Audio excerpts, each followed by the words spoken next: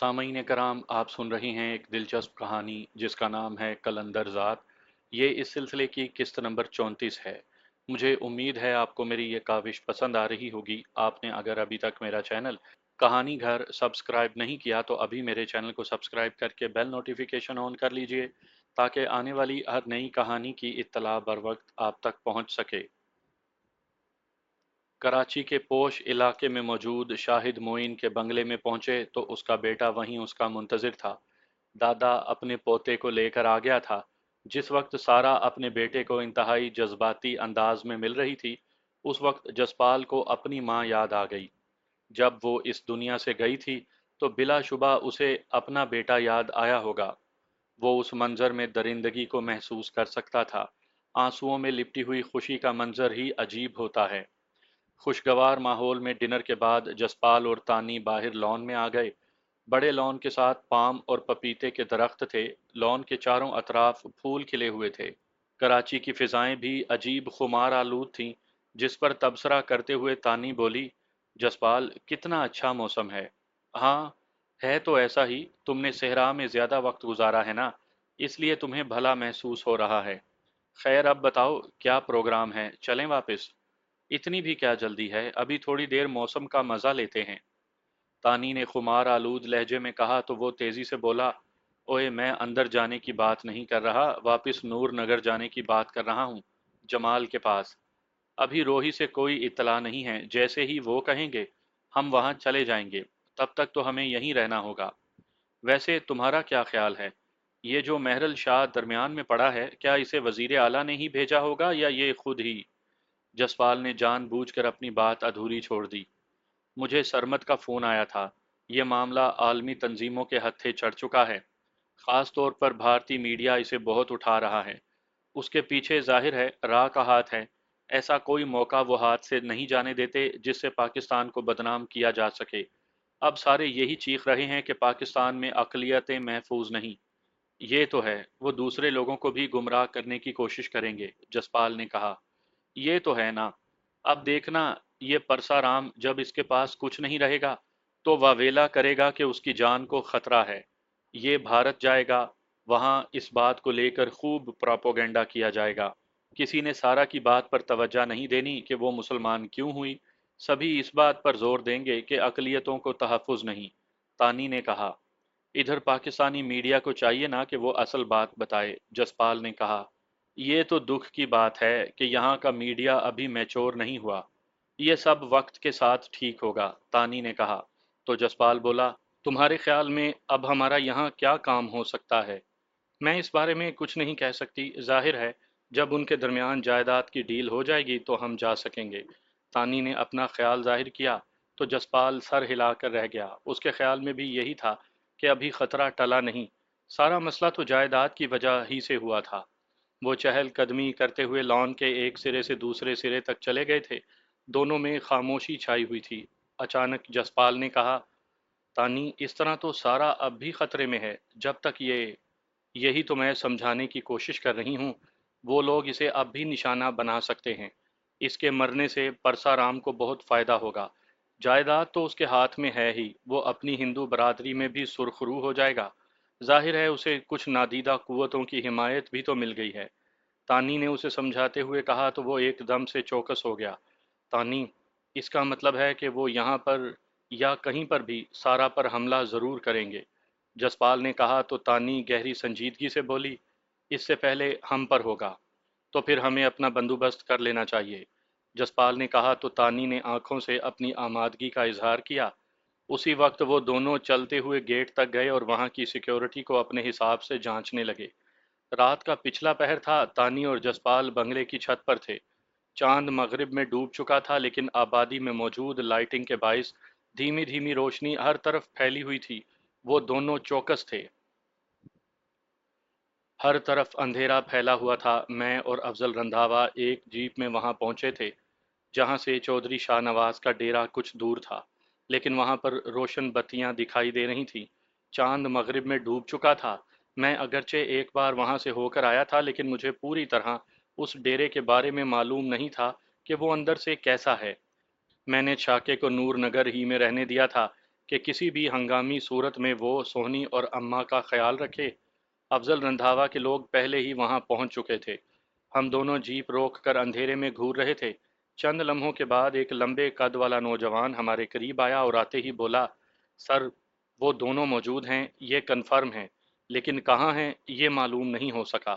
وہ ہیں تو وہیں ڈیرے پر نا؟ میں نے پوچھا تو وہ دھیمے لہجے میں بولا، جی یہ کنفرم ہے، اور اپنے لوگوں کو بارے میں بتانے لگا کہ وہ کہاں پر ہیں اور کس طرح ہم تک پہنچ سکتے ہیں۔ ذرا سی دیر میں پورا پلان ترتیب دے لیا گیا۔ ہم نے جیپ وہیں چھوڑی اور پیدل ہی ڈیرے کی جانب چل پڑے۔ وہ ڈیرے کی بائیں طرف والی مٹی سے بنی ہوئی دیوار تھی۔ اس کی اونچائی تقریباً 12 فٹ تو رہی ہوگی۔ میں نے اپنے ہتھیار سنبھالے اور دیوار میں کیل ٹھونک کر چڑھنے لگا۔ رندھاوا بھی میرے پیچھے پیچھے آنے لگا۔ چند منٹ کے بعد ہم دیوار پر چڑھ چکے تھے۔ اندر صحن میں ٹیوب لائٹ کی روشنی پھیلی ہوئی تھی، جس سے گیٹ کے پاس مجھے کوئی بندہ دکھائی نہیں دیا۔ ممکن ہے گیٹ کے پاس جو کمرہ بنا ہوا تھا اس میں کچھ لوگ موجود ہوں۔ رندھاوا کو اشارہ کر کے میں اندر کی طرف اتر گیا۔ وہ میرے کور پر تھا، کسی بھی حملے سے مجھے پہلے فرار کا راستہ بنانا تھا۔ میں تیزی سے گیٹ کے پاس کمرے کے باہر پہنچ گیا۔ اندر روشنی تھی۔ میں نے پورے دھیان سے اندر سے کسی کی موجودگی کا احساس کیا۔ مجھے یوں لگا جیسے اندر کوئی ہے۔ میں نے گیٹ پر دیکھا، وہاں ایک بڑا تالا لگا ہوا تھا۔ میں اچانک ہی کمرے میں داخل ہو گیا۔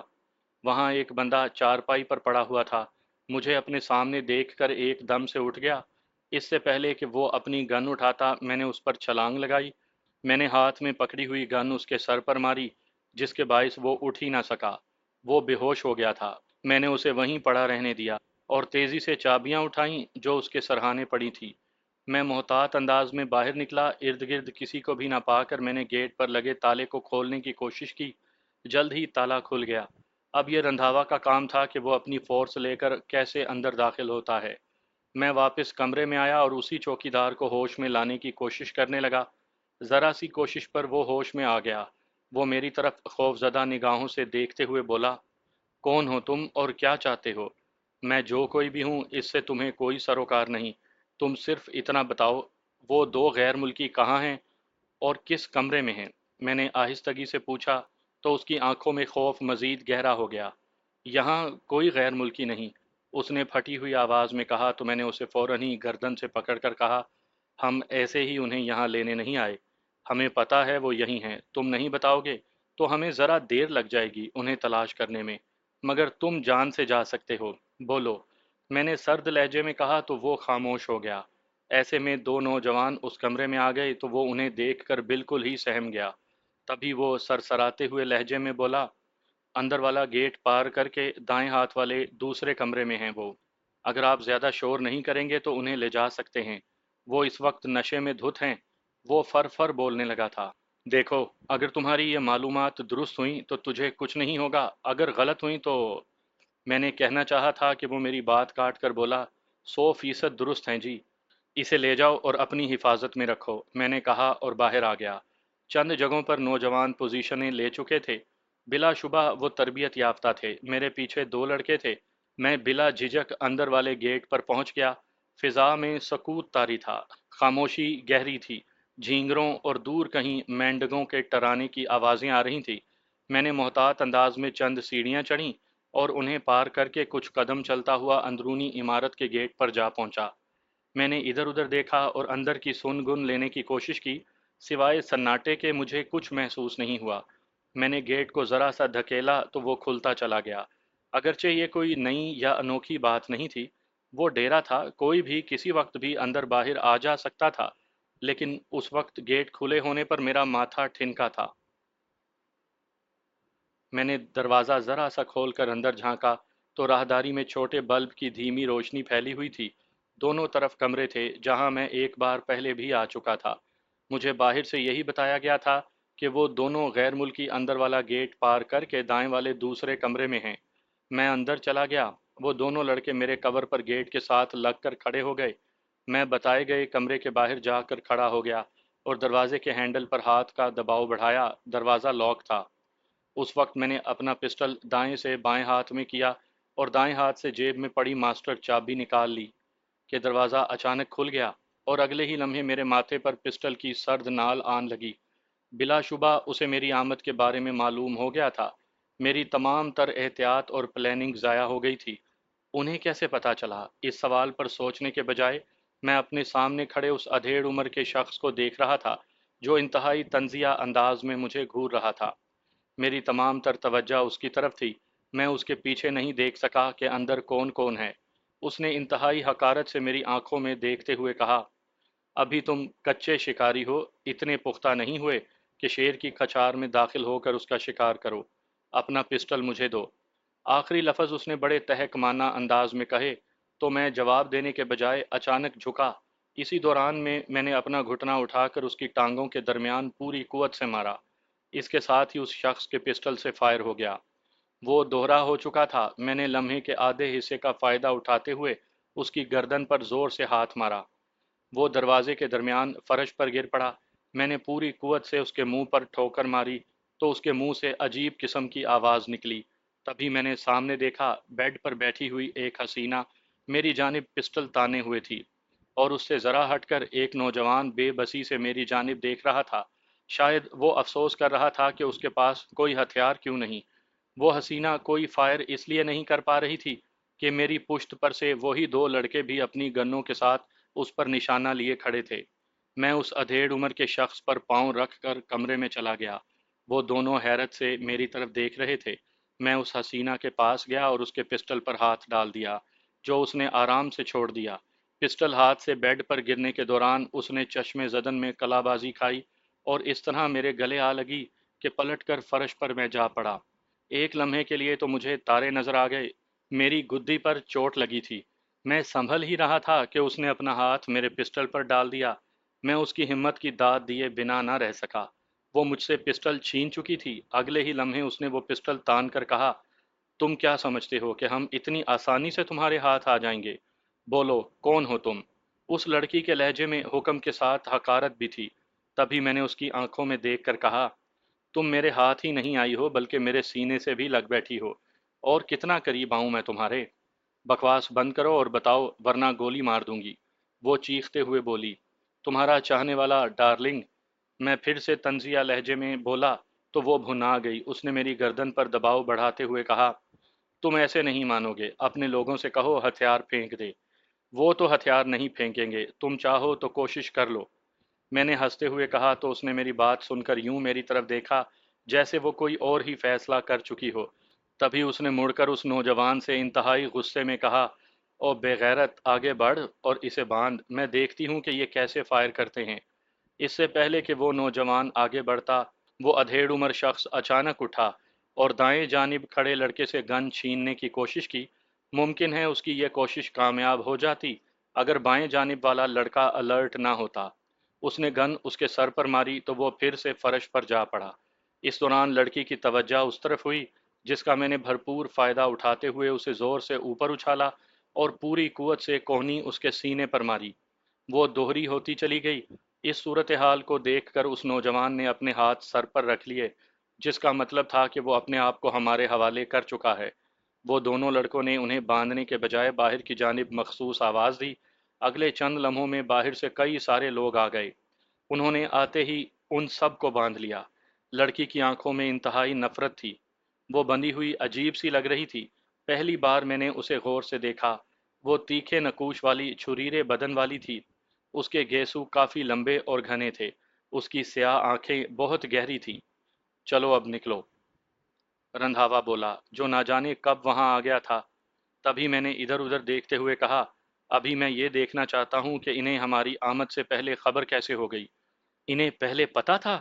وہ حیرت سے یوں بولا جیسے اسے یقین نہ آ رہا ہو۔ میں نے سر ہلاتے ہوئے اس کی طرف دیکھا اور کہا، ہاں مجھے یقین ہے کہ یہاں کیمرے لگے ہوئے ہیں، اور وہ بھی بہت جدید۔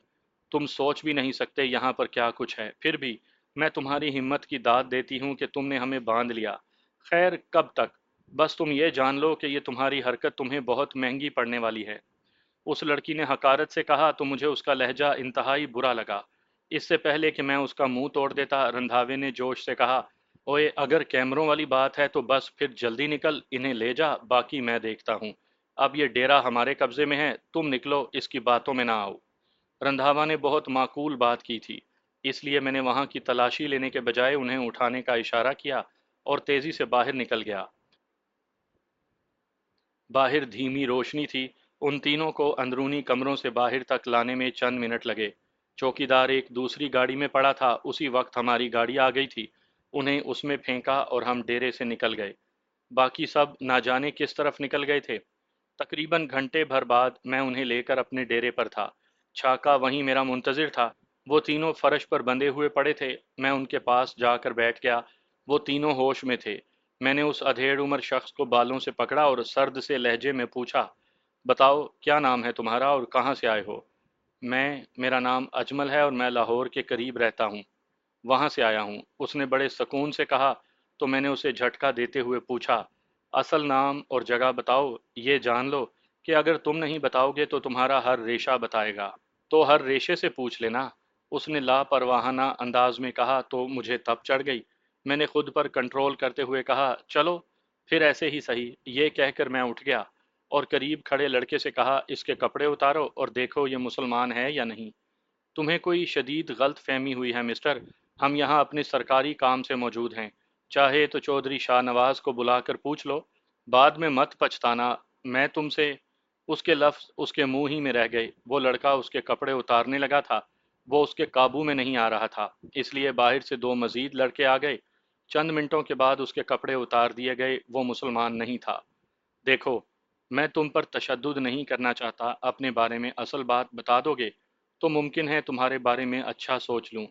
تم لوگ کون ہو؟ اس نے ڈھیلے سے لہجے میں پوچھا تو میں نے ہنستے ہوئے کہا، ہمیں بزنس مین کہہ لو، ہر طرح کا کاروبار کرتے ہیں، جیسے جنگل سے کوئی جانور پکڑ لیا اور ایسے شخص کو بیچ دیا جو اس جانور کو پسند کرتا ہو، جیسے تم لوگ۔ ہم انہیں دے دیں گے جنہیں تمہاری ضرورت ہے، وہ تم لوگوں کو بیچیں یا رکھ لیں یا مار دیں، یا پھر انہیں ہی واپس کر دیں جس نے تم لوگوں کو پالا ہے۔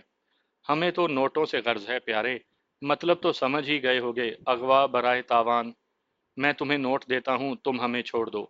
اس نے کہا، کیسے دو گے؟ تم تو ہمارے پاس ہو اور تمہارے تن پر کوئی کپڑا بھی نہیں جس میں کوئی پیسہ پڑا ہو۔ میں نے اس کا مذاق اڑاتے ہوئے کہا، دیکھو چودھری شاہ نواز کو پیغام دے دو، تمہیں تمہاری مطلوبہ رقم مل جائے گی۔ وہ سنجیدگی سے بولا، میں اپنی مطلوبہ رقم کا اندازہ کیسے لگاؤں گا؟ یہ تو پتہ چل گیا کہ جو تعارف تم نے کروایا ہے وہ غلط ہے۔ تم جو کوئی بھی ہو اپنا آپ چھپا رہے ہو، مجھے اس سے غرض نہیں کہ تم کون ہو، کیا کرتے ہو۔ خیر نہ بتاؤ، میں اس لڑکی پر ٹرائی کر کے دیکھ لیتا ہوں۔ تم چاہتے کیا ہو؟ لڑکی نے پوچھا۔ میں تو نوٹ چاہتا ہوں، نوٹ، میں نے کسی لالچی بندے کی طرح کہا تو وہ بولا، کہا تو ہے کہ چودھری شاہ نواز سے رابطہ نہیں، ہمارا طریقہ کار کچھ الگ ہے، اور وہ یہ ہے کہ تم تینوں میں سے ایک بندے کو چھوڑ دیا جائے گا، وہ ہمارا پیغام لے کر جائے گا اور رقم پہنچائے گا جہاں ہم کہیں گے۔ ہم فون وغیرہ کے چکر میں نہیں پڑتے کہ وہ ٹریس ہو جاتا ہے۔ خیر، تم لوگوں کی قیمت کا اندازہ لگانا ہے، اپنے بارے میں بتاتے ہو یا کروں اس حسینہ سے بات؟ یہ کہتے ہوئے میں اس کے چکنے گالوں پر کسی شہدے کی مانند ہاتھ پھیرنے لگا تو اس نے نفرت سے اپنا منہ دوسری طرف پھیر لیا۔ میں نے کہا نا کہ چودھری، اس نے کہا تو میں نے پوری قوت سے تھپڑ اس کے منہ پر دے مارا اور سخت لہجے میں کہا، لگتا ہے تم ایسے نہیں مانو گے۔ یہ کہہ کر میں نے اپنی پنڈلی سے بندھا ہوا خنجر نکالا اور اس کے سینے پر کراس کا نشان بنا دیا۔ نوک اتنی گہری نہیں رکھی تھی، لیکن پھر بھی خون تیزی سے نکلنے لگا تھا۔ وہ ایک دم سے بل بلاتے ہوئے چیخ اٹھا، کمرہ اس کی دھاڑوں سے گونج گیا۔ میں نے قریب رکھا ہوا نمک اٹھایا اور اس کے زخموں میں بھرتے ہوئے کہا، سنا ہے یہ تمہارے ملک میں بہت مہنگا ہے اور ہم اسے کھانے کے بجائے یوں بھی استعمال کرتے ہیں۔ ابھی بھی بولو گے یا؟ میں نے یہ کہتے ہوئے اس کی ران کی طرف اشارہ کیا۔ میں اجمل ہوں، اجمل مسیح۔ تمہیں غلط فہمی ہوئی ہے کہ میں کسی دوسرے ملک سے تعلق رکھتا ہوں، اس نے دھاڑتے ہوئے کہا۔ تو میں نے اس کی ران پر زخم بنا دیا اور کہا، تم سوچو میں اس حسینہ سے پوچھتا ہوں۔ یہ کہہ کر میں اس کی طرف لپکا تو وہ تیزی سے بولی، اتنے مرد ہو تو مجھے کھول کر۔ لفظ اس کے منہ ہی میں رہ گئے تھے اور میں نے خنجر کی نوک اس کی گردن پر رکھ دی۔ میں نہیں چاہتا کہ میرے نوٹ کم ہو جائیں، لیکن ایسا بھی نہیں کہ تجھے زندہ رکھوں۔ یہ کہتے ہوئے میں نے لڑکوں کی جانب دیکھا اور اس نوجوان کے بھی کپڑے اتارنے کا اشارہ کیا۔ تبھی وہ لڑکا تیزی سے بولا، میں مسلمان ہوں اور یہ دونوں انڈین ہندو ہیں۔ میں فرحان ہوں، میں تمہیں ساری بات بتا دیتا ہوں۔ ٹھیک ہے، تم بتاؤ، اگر تمہاری بات کی تصدیق ہو گئی تو۔ میں نے جان بوجھ کر فکرہ ادھورا چھوڑ دیا اور اس کی طرف دیکھنے لگا۔ اس نے ایک لمحے کو سوچا اور کہنے لگا، میں لاہور میں رہتا ہوں، علامہ اقبال ٹاؤن میں۔ یہ مجھے وہیں ملی، پہلی بار اس نے مارکیٹ میں دیکھا تھا، پھر ہم میں بس تعلق ہو گیا، پھر یہ اچانک غائب ہو گئی، تقریباً 1 سال بعد مجھے ملی۔ مجھے پتہ ہی نہ چلا کہ یہ مجھ سے کیا کام لیتی رہی۔ اب جب کہ میں پولیس کی نظروں میں مشکوک ہو گیا تو اس نے مجھے یہاں بلا لیا۔ یہاں آ کر مجھے پتہ چلا کہ یہ مشکوک لوگ ہیں اور ان کا تعلق بھارت سے ہے۔ اگر تمہارے بارے میں لاہور سے پتہ کیا جائے تو۔ لفظ ابھی میرے منہ ہی میں تھے کہ چھاکے نے رندھاوا کے آنے کی خبر دی۔ میں دیر اس لیے کر رہا تھا کہ رندھاوا انہیں آ کر لے جائے۔ یہ اس کا سر درد تھا کہ وہ کون ہے، یہ اس نے ثابت کرنا تھا۔ میں نے تو محض اس کی مدد کی تھی، لیکن میں کسی نہ کسی طرح شاہ نواز کو اپنے سامنے کھولنا چاہتا تھا۔ مجھے معلوم تھا کہ آج نہیں تو کل ان کے بارے میں اسے پتہ چل جانا ہے کہ میں نے اغوا کیا ہے۔ میری دشمنی تو بن جانی تھی، لیکن کم از کم اسے یہ تو معلوم ہوتا کہ وہ بھی غیر ملکی ایجنٹ ہے۔ اس لیے میں باہر چلا گیا۔ رندھاوا باہر لڑکوں کے پاس بیٹھا تھا، مجھے دیکھ کر کھڑا ہو گیا۔ چودھری شاہ نواز پاگل ہو رہا ہے، اس کے بندے تھانے میں بیٹھے ہیں تاکہ یہ آئیں اور انہیں لے جائیں، مگر میں انہیں اب ان کے ہاتھ میں نہیں دینے والا۔ وہ بولا، تو انہیں لے جا رندھاوا، مگر شاہ نواز کو کب پکڑنا ہے؟ وہ میرے لیے درد سر بن جائے گا۔ میں نے کہا تو بولا، اس پر میں ہاتھ نہیں ڈال سکتا، خفیہ والے ہی ڈالیں گے ہاتھ اس پر، لیکن میں چاہتا ہوں کہ وہ ابھی ہتھے چڑھ جائے اور وہ تیرے خفیہ والے اسے ابھی لے جائیں۔ میں نے کہا، یہ تو پھر بات کرنی پڑے گی۔ اس نے کہا تو میں نے اسے اغوا والی بات بتا کر کہا، ایک کوشش کر لیتے ہیں، تو ان لوگوں سے بات کرو، ممکن ہے ابھی وہ نہیں تو کوئی نہ کوئی ثبوت تو ملے یار۔ چل جیسے تو چاہے، کوشش کر لے، اس نے کہا اور میرے ساتھ اندر چلا گیا۔ وہ تینوں فرش پر بیٹھے تھے۔ رندھاوا اندر جا کر انہیں دیکھتے ہوئے بولا، اب ان کا کیا کرنا ہے؟ بات کر لی ان کی؟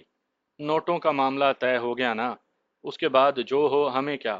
میں نے کہا تو وہ سمجھ گیا، اس لیے جوش سے خوش ہوتے ہوئے بولا، اصل میں ان کی رقم بڑی تگڑی مل رہی ہے، یہ بڑے اہم لوگ ہیں، بھارت کی تنظیم راہ کے ایجنٹ ہیں یہ۔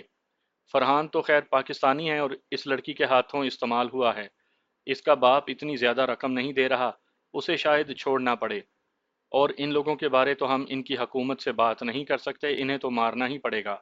میں نے سکون سے کہا تو وہ جلدی سے بولا، ارے نہیں، میں نے ان کے پکڑنے سے پہلے ہی سارے آپشن دیکھے تھے، ان کی حکومت سے نہ صحیح ان کے مخالفین تو ہیں۔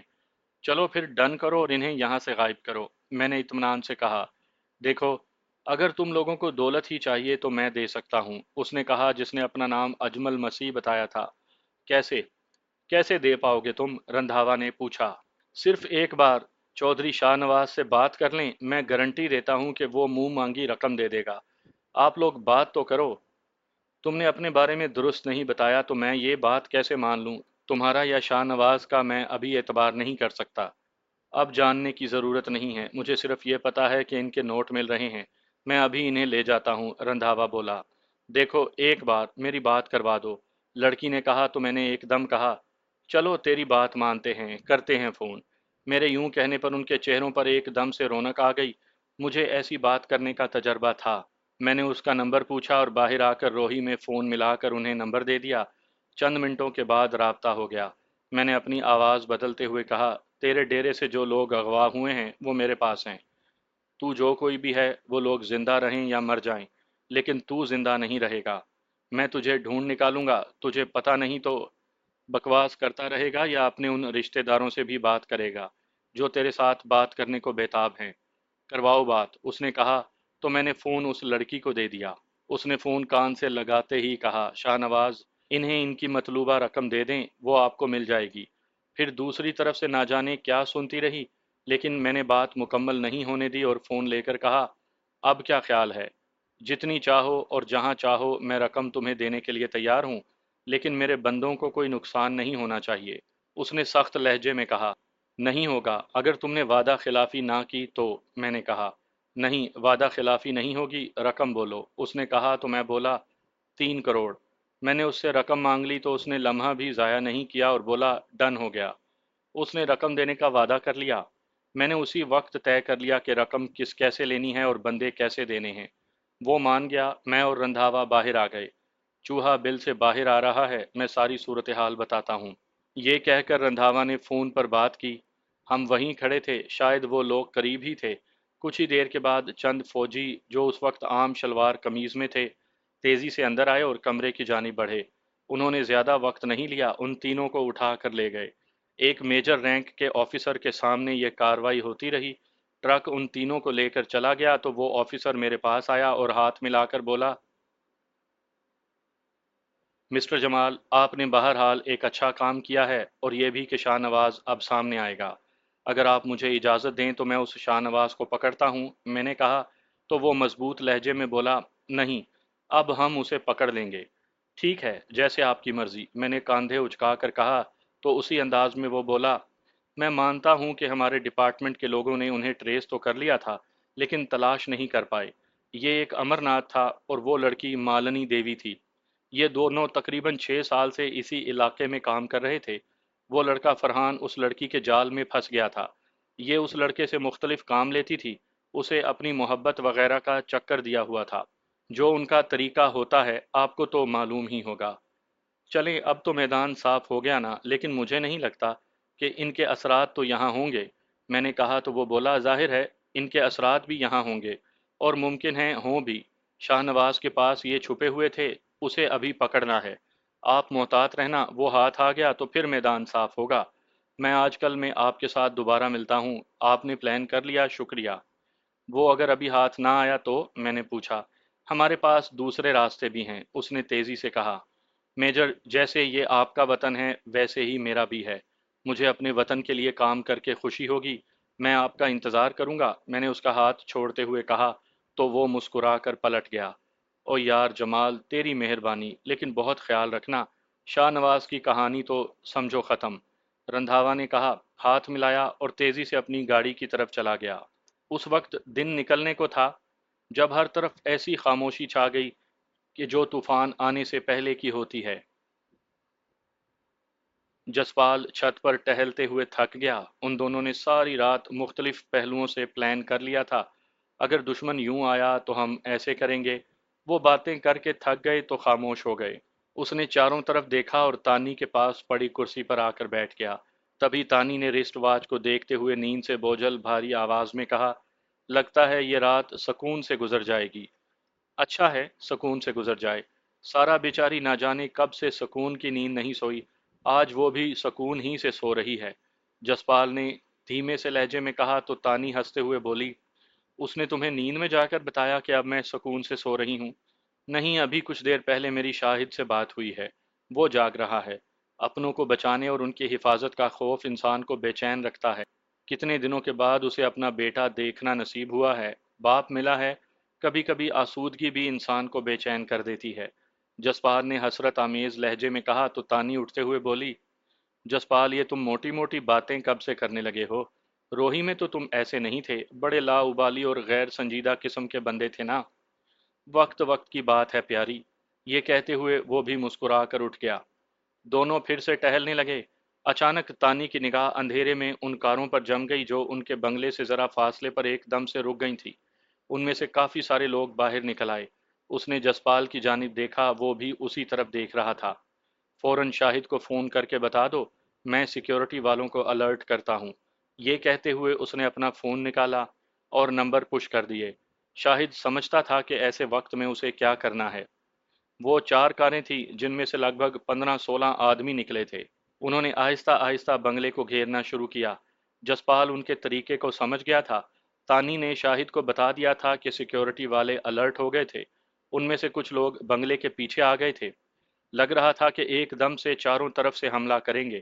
یہ بہت خطرناک صورتحال تھی۔ وہ 2 طرف سے تو مقابلہ کر سکتے تھے، چاروں طرف سے نہیں۔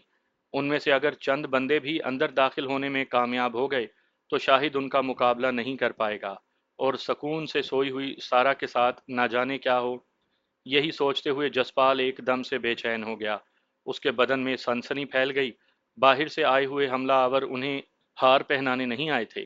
جو بھی ان کے راستے میں آتا اسے جان سے مار دینا ہی ان کا مقصد تھا۔ تانی بھاگ کر بنگلے کے پچھواڑے دیکھ رہی تھی۔ وہ لوگ تیزی سے پھیل کر باہر کھڑے تھے۔ تانی بے آواز قدموں سے بھاگتی ہوئی واپس آئی۔ और सूरत-ए-हाल बता कर बोली, सिक्योरिटी वाले महज 5 लोग हैं और वो भी गेट पर, अब क्या किया जाए? उनकी जान ले लेंगे या अपनी जान दे देंगे, बस इतना ही होगा। तुम लोग गोलियां ज़ाया मत कर लेना, समझ लेना जमाल तुम्हारा इम्तहान ले रहा है। जो उसने सिखाया है उसे ज़ाया मत कर देना तानी। जसपाल के लहजे में दरिंदगी ओद आई थी। लफ्ज उसके मुंह ही में थे कि दाएं जानिब वाली दीवार से एक शख्स कूद कर अंदर आ गया। जसपाल ने अपनी गन सीधी की और फायर दाग दिया। अगले ही लम्हे एक चीख फिजा में बुलंद हुई और बाहर हलचल मच गई। इसके साथ ही तेज फायरिंग से माहौल गूंज उठा। हर तरफ से गोलियां बरसना शुरू हो गई थी। जसपाल और तानी छोटी दीवार की आड़ में निशाना लगाते और आगे बढ़ जाते। कुछ ही मिनटों में काफी सारे लोग गिर चुके थे। माहौल पर एकदम से सकूत तारी हो गया। इसी दौरान जसपाल का फोन बज उठा। वो कोई अजनबी कॉल थी। जसपाल ने फोन रिसीव किया तो दूसरी तरफ से तेजी में कहा गया, जसपाल घबराना नहीं, हम तुम्हारी मदद को पहुंच रहे हैं। हमसे पहले कुछ लोग आएंगे, वो बाहर मौजूद लोगों की मदद को पहुंच रहे हैं। बस चंद मिनट उन्हें रोके रखो। तुम कौन हो? उसने पूछा। ये तारुफ का वक्त नहीं, हम उन्हें संभाल लेंगे, बस चंद मिनट। ये कहकर उसने फोन बंद कर दिया। जसपाल ने फोन सेट को घूरा और तानी के पास जाकर कॉल के बारे में बताया। वो फक्त सर हिलाकर रह गई। ऐसे ही वक्त में 2 केबिन गाड़ियां वहां आ रुकी। उनमें से तेजी के साथ चंद लोग निकले और एकदम से चारों जानिब भाग उठे। जसपाल ने एक को निशाना बनाया, वो सड़क पर गिरा। तभी दाएं जानिब कंपाउंड में एक दस्ती बम आकर गिरा, जिसके धमाके से खिड़कियां तक लरज उठीं। इसके साथ ही चंद लोग दीवार पार करके अंदर दाखिल हो गए। तानी ने जैसे ही एक को निशाना बनाया, गोलियों की बौछार आई। अगर तानी लम्हे के भी आधे वक्त में नीचे ना झुकती तो उसका बदन छलनी हो जाना था। उसी वक्त बाएं जानिब एक दस्ती बम और आन गिरा। उसके साथ ही कुछ बंदे और अंदर आ गए। उन्हें यह अच्छी तरह मालूम हो गया था कि जो भी फायरिंग हो रही है ऊपर छत पर से है। वो उन्हें उठने का मौका ही नहीं दे रहे थे। वो मुसलसल छत पर फायरिंग कर रहे थे। सूरत हाल संगीन हो गई थी। ऐसे में जसपाल का फोन बज उठा। उसने कॉल सुनी तो दूसरी तरफ वही बोला, हौसला रखना, मैं पहुंच गया हूं। इसके साथ ही फोन बंद हो गया। उस वक्त तानी जसपाल के करीब आई और ऊंची आवाज में बोली, सारा और शाहिद का कुछ पता है? वहां क्या सूरत हाल है? उसके यूं कहने पर जसपाल ने एक लम्हे के लिए सोचा और उसकी तरफ देखकर बोला, तुम फौरन नीचे जाओ। वो घबरा कर कुछ उल्टा सीधा ना कर लें, जल्दी जाओ। ये सुनते ही तानी नीचे की तरफ भागी। जसपाल ने नीचे देखा, बंगले के इर्द गिर्द काफी सारे लोग थे और कुछ कंपाउंड में आ चुके थे। वो धीरे धीरे आगे बढ़ रहे थे। बिलाशुबा उनका मकसद सारा और शाहिद को जिंदा पकड़ना था, वरना वो अब तक उन्हें खत्म करने के लिए बहुत कुछ कर चुके होते।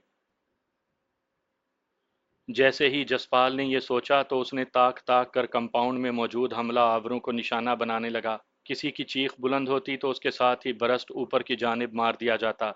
इसी निशानेबाजी में थोड़ा वक्त गुजरा था कि बाहर एकदम से फायरिंग शुरू हो गई। जसपाल ने बाहर की तरफ देखा, कुछ मुख्तलिफ गाड़ियां सड़क पर रुक रही थीं। उनमें से काफी सारे लोग बाहर आकर उन हमला आवरों पर बेदरेग फायरिंग कर रहे थे। अचानक ही माहौल बदल गया। उनके पीछे ही पुलिस की गाड़ियां आ गईं। हमलावर भागने लगे। जो बचे थे उनकी पकड़ धकड़ शुरू हो गई। जसपाल तेजी से नीचे आया। जख्मियों के लिए एम्बुलेंस आ चुकी थी। सारा, शाहिद, उसका बेटा मुराद और बाप एक कमरे में थे और उनके पास तानी मौजूद थी। जसपाल बाहर कंपाउंड में आ गया तो एक लंबा तड़ंगा नौजवान, जिसके बाल काफी लंबे और स्याह थे, घनी दाढ़ी, भारी मूछें और कसरती बदन का मालिक वो नौजवान अपनी बड़ी बड़ी आंखों से उसे देख रहा था। उसने अपने पतले पतले गुलाबी लबों पर मुस्कुराहट लाकर कहा, तुम जसपाल हो ना? हाँ, और तुम? उसने पूछा। अभी मैंने ही फोन किया था तुम्हें। बदर नाम है मेरा। ये कहते हुए उसने अपना हाथ बढ़ाया तो जसपाल ने उसका हाथ थाम लिया। कौन हो तुम और ये हमला आवर कौन? जसपाल ने पूछना चाहा तो वो बात काट कर बोला, सब कुछ मालूम हो जाता है, आओ। ये कहकर वो बंगले के पीछे चला गया। वहां 3 बंदे पकड़े हुए थे। उनके पास चंद लोग गन्ने लिए खड़े थे। उन्हें देखकर बदर ने जसपाल से कहा, बाकी सबको पुलिस ले गई है, जख्मी अस्पताल में होंगे और बाकी हवालात में। ये बचे हैं, इनसे सारी बात पूछते हैं। ये कहते हुए वो उनके करीब चले गए। गन्नों वाले 2 कदम पीछे हट गए। बदर ने जाते ही एक बंदे की पसलियों में ठोकर मारते हुए कहा, अब शुरू हो जाओ। मेरे लाल, किसने भेजा है तुम लोगों को? जमीन पर पड़ा हुआ वो शख्स कराह कर रह गया मगर जबान से कुछ ना बोला। चंद लम्हे इंतजार के बाद जब वो नहीं बोला तो गन लिए हुए शख्स ने कहा, मैं जानता हूं जी ये कौन है और ये किसके बंदे हैं।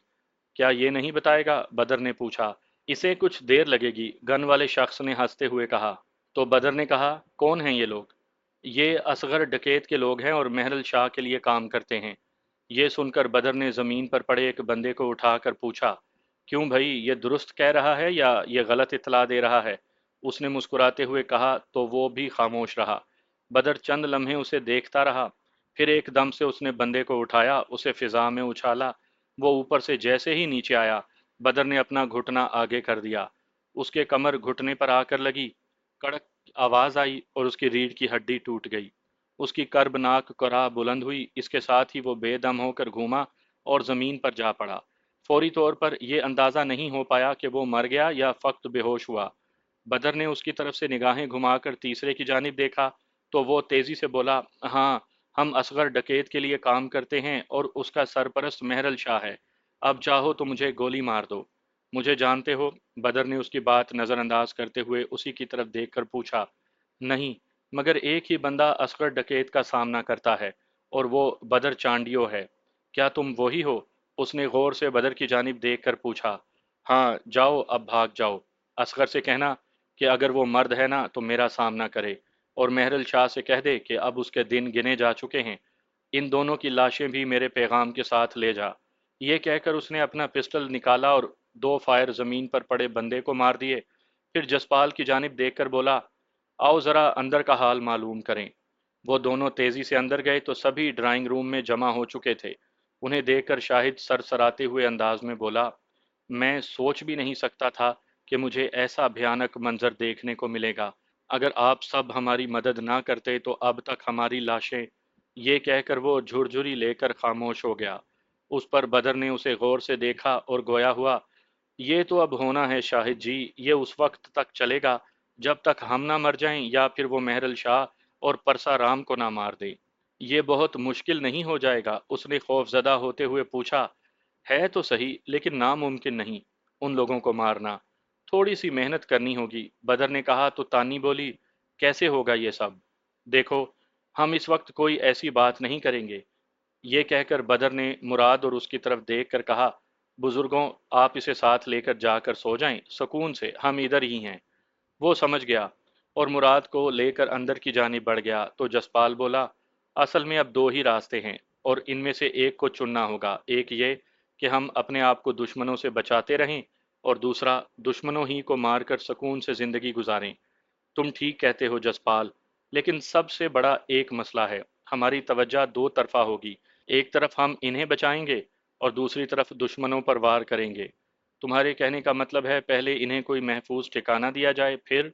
جسپال نے اپنی بات ادھوری چھوڑ دی تو تانی نے کہا، بالکل، بدر ٹھیک کہتا ہے۔ سوچنے والی بات یہ کہ وہ محفوظ ٹھکانہ کون سا ہو سکتا ہے، وہ بھی دیکھ لیتے ہیں، لیکن پہلے شاہد سے تو پوچھ لیں، بدر نے کہا۔ وہ بولا، جو آپ مناسب سمجھیں۔ تو ٹھیک ہے، سوچتے ہیں کہ تم لوگوں کے لیے کیا کیا جائے، جسپال نے کہا اور تانی کی طرف دیکھا۔ وہ سمجھ گئی کہ اس نے کیا کرنا ہے۔ صبح کا اجالا پھیل گیا تھا جب میں چھاکے کے ساتھ گھر آیا۔ اس نے مجھے گھر کے دروازے پر اتارا اور خود اپنے گھر کی جانب چلا گیا۔ جب تک میں فریش ہو کر اپنے کمرے میں آیا، سونی ناشتہ لے کر بیٹھی تھی۔ پتا ہے اماں کیا کہہ رہی تھیں ابھی مجھ سے؟ کیا؟ میں نے بیڈ پر بیٹھتے ہوئے پوچھا تو وہ بولی، وہ کہہ رہی تھیں کہ اب جمال کو سکون سے رہنا چاہیے، ادھر ادھر کی فضول حرکتوں سے باز آ جائے اور کوئی ڈھنگ کا کام کرے۔ ویسے اماں ہیں کہاں؟ میں نے جان بوجھ کر پوچھا تو وہ بولی، خالہ سغراں کے گھر گئی ہیں، میں نے تم سے کچھ پوچھا ہے؟ اچھا یہ سب ہو جائے تو کیا ہوگا؟ میں نے نوالا منہ میں رکھتے ہوئے پوچھا تو وہ بولی، اپنا گھر بساؤ، اپنی بیوی اور بچوں کے ساتھ رہو جیسا سب کرتے ہیں، یہ اماں کی خواہش ہے۔ ٹھیک ہے، سوچوں گا، میں نے ہولے سے کہا تو وہ بولی، ابھی سوچو گے؟ مطلب ابھی تک تم نے اس بارے میں سوچا ہی نہیں؟ تمہیں کچھ احساس ہے بھی کہ نہیں؟ تم چائے تو بنا کر لائی نہیں، اس کا احساس ہے تمہیں؟ جاؤ لے کر آؤ پھر بتاتا ہوں۔ میں نے اس کی بات سنی انسنی کرتے ہوئے کہا تو وہ غصے میں اٹھ کر باہر چلی گئی۔ جب تک میں نے سکون سے ناشتہ نہیں کر لیا تب تک وہ واپس نہیں آئی۔ پھر جب آئی تو چائے تپائی پر رکھ کر پلٹنے لگی تو میں نے اسے کلائی سے پکڑ لیا۔ وہ رک گئی تو میں ایک ہلکا سا جھٹکا دیا، وہ کٹی ہوئی شاخ کی مانند بیڈ پر آ گری۔ میں نے اسے اپنے ساتھ لگاتے ہوئے کہا، سونی، میں جانتا ہوں کہ تو کیا سوچ رہی ہے اور تمہیں بھی پتا ہے کہ ہم اس وقت کتنی بڑی دشمنی میں گھرے ہوئے ہیں۔ ایسے وقت میں گھر بسانا اور اپنی بیوی اور گھر کی دیکھ بھال کرنا کتنا مشکل ہے۔ یہ گھر، بیوی اور بچے، یہ کمزوری بن جاتے ہیں۔ میں اور کچھ نہیں چاہتی، بس تمہارا نام چاہتی ہوں۔ مجھے کوئی خواہش بالکل نہیں ہے۔ وہ بھیگے ہوئے لہجے میں بولی تو میں نے اس کے بال سہلاتے ہوئے پوچھا، کیا تم یہ سمجھتی ہو کہ ہماری دشمنی ختم ہو گئی ہے؟ نہیں، لیکن کب تک؟ یہ کب تک چلے گی؟ میں اکتا گئی ہوں۔ میں کہتی ہوں یہ سب زمین جائیداد ان کے منہ پر مارو اور یہاں سے کسی گمنام جگہ پر جا کر رہتے ہیں۔ وہ مجھ سے الگ ہو کر تمتماتے ہوئے چہرے کے ساتھ بولی تو میں نے سمجھاتے ہوئے کہا، تم کیا سمجھتی ہو وہاں ظالم لوگ نہیں ہوں گے؟ یہ معاشرہ اپنا دشمن آپ ہی بنا ہوا ہے۔ میں نے تم سے کہا نہیں کہ یہ دنیا ایک جنگل ہے اور اس میں فقط طاقت کی حکومت ہے؟ میں نہیں جانتی کسی فلسفے کو اور نہ دنیا کو، میں بس تمہیں چاہتی ہوں۔ وہ لاپرواہی سے بولی، تو بس پھر چاہتی چلی جاؤ، سمجھو یہی تیرا نصیب ہے۔ میں نے ہنستے ہوئے کہا تو وہ غصے میں اٹھ کر باہر چلی گئی۔ میں ناشتہ کر چکا تو وہ باہر نیم کے درخت کے نیچے اکیلی بیٹھی تھی۔ میں اس کے پاس جا کر اسی کے ساتھ چارپائی پر بیٹھ گیا تو وہ سمٹ گئی۔ پھر لمحہ بھر کے بعد بولی، جمال، یہ جرائم کی دنیا دلدل ہے، تم اس میں دھستے چلے جاؤ گے، واپسی کا کوئی راستہ نہیں ملے گا تمہیں۔ پھر مجھے افسوس ہوا سونی، تم مجھے مجرم سمجھتی ہو؟ میں تو اس راہ پر چل نکلا ہوں جس پر میرے دشمنوں نے مجھے ڈال دیا۔ اب تو صرف زندگی اور موت کی جنگ ہے، اور تم چاہتی ہو کہ میں یہ جنگ ہار جاؤں؟ چلو، میں نہیں اٹھاتا ہتھیار۔ اگر اب پھر کسی نے مجھے مار دیا یا اپاہج کر دیا تو اس کی ذمہ دار تم ہوگی۔ میں نے کہا تو وہ بولی، یہی تو میں کہہ رہی ہوں کہ یہ خود پر مسلط کی ہوئی جنگ کو تم خود ہی ختم کرو گے۔ اس نے دھیمے سے کہا تو میں کوئی بات کیے بنا اٹھ گیا۔ وہ جس زندگی کی بات کر رہی تھی وہ شاید اب میرے مقدر میں نہیں تھی۔ میں الجھے ہوئے دماغ کے ساتھ صحن سے نکل کر باہر والے کمرے میں آ تو گیا، لیکن ایک تیکھی سوچ میرے دماغ میں در آئی تھی۔ یہ سونی ایک دم سے اتنی خوف زدہ کیوں ہو گئی ہے؟ وہ جو میرے ساتھ زندگی اور موت کے سفر پر چل نکلی تھی، اس نے اس قدر خوف زدہ ہو کر بات کیوں کی تھی؟ کیا واقعی ہی اماں نے اسے ایسا کہنے کو کہا تھا؟ بہت ساری سوچیں میرے دماغ میں الجھتی چلی جا رہی تھیں۔ میں نے ان سب کو جھٹکا اور اپنا ذہن چھاکے کی طرف لگا دیا، جو ابھی تک واپس نہیں پلٹا تھا۔ میں نے اس کا نمبر ملایا، اس کا فون بند تھا۔ مجھے ایک دم سے تشویش ہونے لگی۔ میں نے فوری طور پر ادھر ادھر نمبر ملائے، اس کے ان ساتھیوں سے پوچھا جو اس کے ساتھ ہمہ وقت رہتے تھے، لیکن کسی کو بھی اس کے بارے میں نہیں پتا تھا۔ ہر ایک کا یہی کہنا تھا کہ انہوں نے کل رات کے بعد اسے نہیں دیکھا۔ میں نے ہر ایک سے یہی کہا کہ اس کا فوراً پتہ کریں کہ وہ کدھر گیا ہے۔ مجھے ایک دم سے اس کے بارے میں تشویش ہونے لگی تھی، کیونکہ میں چاہ رہا تھا کہ اس کے ساتھ باہر نکلوں اور معلوم کروں کہ رات کی کارروائی کے بارے میں کسی کو پتہ بھی ہے یا نہیں، لیکن چھاکے کا کہیں دور دور تک نہیں پتہ تھا۔ اسی وجہ سے مجھے یاد ہی نہیں رہا کہ شاہ نواز کا کیا بنا۔ کچھ دیر بعد مجھے یاد آیا تو میں نے رندھاوا کو فون کیا۔ اس نے میری کال کاٹ دی۔ میں نے پھر کوشش کی تو اس کا فون مصروف جا رہا تھا۔ میرا دماغ ایک دم سے گھوم گیا۔ اب سوائے انتظار کے میرے پاس کوئی چارہ نہیں تھا۔ مجھ سے کمرے میں نہیں بیٹھا گیا۔ میں اٹھا اور صحن میں سے ہو کر گلی میں آ گیا۔ میں آہستہ قدموں سے چوک کی طرف جانے لگا تو پیرزادہ وقاص کا فون آ گیا۔ جی پیرزادہ صاحب، کیسے یاد کر لیا؟ میں نے اپنے لہجے کو خوشگوار بناتے ہوئے پوچھا تو اس نے ٹھہرے ہوئے لہجے میں کہا، تمہارا یار چھاکا کدھر ہے؟ پتہ ہے اس کے بارے میں؟ نہیں۔ کیوں، کیا ہوا اسے؟ وہ اپنے گھر میں ہوگا۔ میں نے الجھتے ہوئے کہا تو وہ بولا، اس کے بارے میں پتہ چلا ہے کہ زخمی حالت میں ہسپتال پڑا ہے۔ بتانے والے نے شبہ بتایا ہے، ممکن ہے وہ نہ ہو، ہسپتال میں پتہ کر لو۔ اس نے بتایا تو میں ایک دم سے پریشان ہو گیا۔ میں نے چوک میں پہنچنے تک اس کے ساتھیوں کو فون کر دیا۔ کچھ دیر کے بعد اکبر نامی ایک نوجوان بائک لے کر آ گیا تاکہ ہسپتال جا کر چھاکے کا پتہ کیا جائے۔